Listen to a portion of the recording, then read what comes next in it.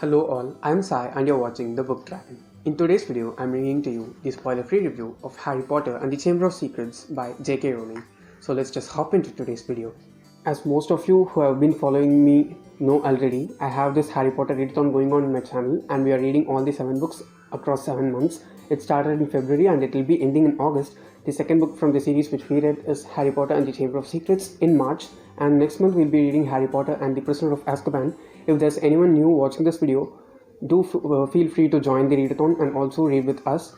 It is a very fun experience reading this whole series as a group. Now let's see something about the plot of the book. Now the plot of the book starts from the place where the first book, Harry Potter and the Philosopher's Stone, or Sorcerer's Stone as people call it, ends. And now we have Harry living with the Dursleys, and he gets into his second year in Hogwarts, and there are things which are happening, and there is this particular thing called the Chamber of Secrets, and if it is opened, there are certain bad things which are up to happen, and it is also said that Hogwarts will be closed if that chamber is opened. And as usual, Harry, Ron and Hermione, they just go on and discover what are the secrets behind this Chamber of Secrets and how it can be pulled out, and how they can overcome all the struggles that have been going on inside this school due to the Chamber of Secrets that has been rumored to be open right now.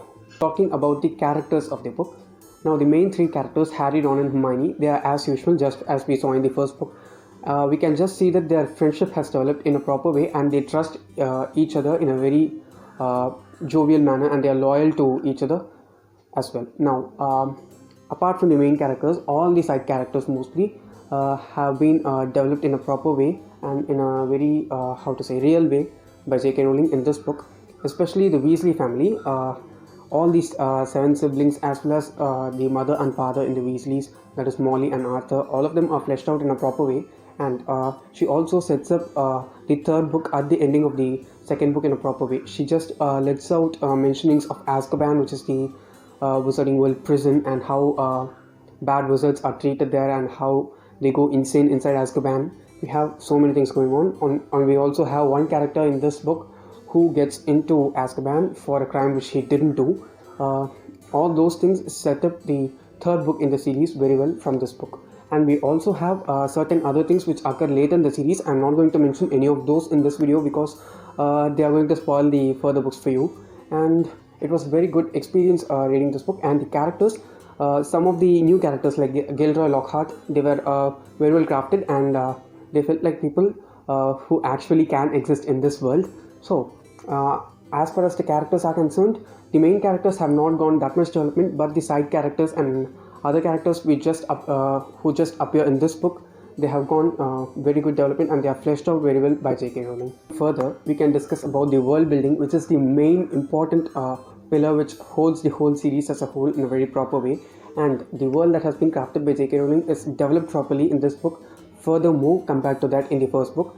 I already said in my first book's review that the first book focused more on the world building aspect, because she had to introduce us to this new world which is whimsical, yet it feels real, and every one of us gets attracted to that world.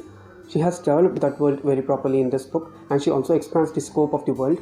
Now apart from the usual places which we saw in the first book, we also see other places, and even new places inside Hogwarts as well as outside Hogwarts, like the Burrow and also Northern Alley. Those are places which have been explored by J.K. Rowling inside the Wizarding World in this book, and they also add on to the flavor of the world and build the world in a very greater way, increasing the scope of the series so that people can explore a lot. Last, I'd like to speak about the pacing of this book. The pacing of the book is so similar to that of the first book.